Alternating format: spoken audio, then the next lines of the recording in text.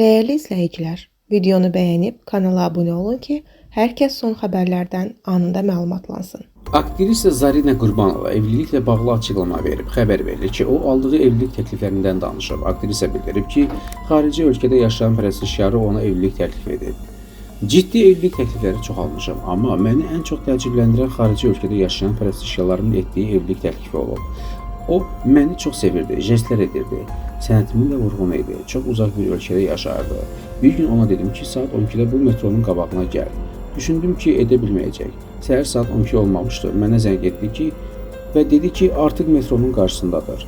Mənə evlilik təklif etdi. Çox şeylər oldu, amma alınmadı, bitdi getdi. Müğənni Elfin Nəsib APA TV-də yayınlanan söz arasında verilişində maraqlı fikirlər səsləndirib. Xəbər verilir ki, sənətçi tez-tez digər ifaçılarla müqayisə olunmasına münasibət bildirib. Məni gah Rəhim Rəhmiyə, gah da sevmədiyim Murad Arifə bənzədirlər. Ola bilər, Murad Arifə şəkim oxşayır. Müğənninin bu fikirləri sosial şəbəkələrdə müzakirələrə səbəb olub.